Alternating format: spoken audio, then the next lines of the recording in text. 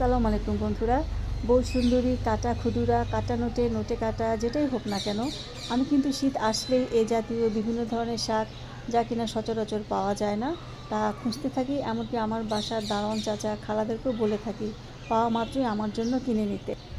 শাক কুটে বেছে ধুয়ে নিচ্ছি এবং সরিষার তেলে পেঁয়াজ, রসুন, কাঁচামরিচ দিয়ে নেড়ে দিচ্ছি। যখন একটু বাদামি রং ধরতে শুরু করবে তখন শাক দিয়ে লবণ ছিটিয়ে দিচ্ছি। লবণ ছিটানোর পরে আর ঢাকার প্রয়োজন নেই, আর এক্সট্রা পানি অ্যাড করার দরকার নেই। কয়েক কোয়া রসুন থেতো করে নামানোর আগে দিয়ে শাকগুলো চারদিকে সরিয়ে দিয়ে মাছে সরিষার তেলে একদম লাল করে ভেজে মিশিয়ে নিচ্ছি। খুন্তি বা হাতার মাধ্যমে একটু থেতো করে নিচ্ছি। সব শেষে ছাদ বাগানের ফ্রেশ লেবু পাতা দিচ্ছি, যা কিনা খাওয়ার সময় অনেক সুন্দর একটা ঘ্রাণ আসে এবং খেতেও অনেক ভালো লাগে। এই ছিল আজকে আমার শীত স্পেশাল শাক রেসিপি। আল্লাহ হাফেজ।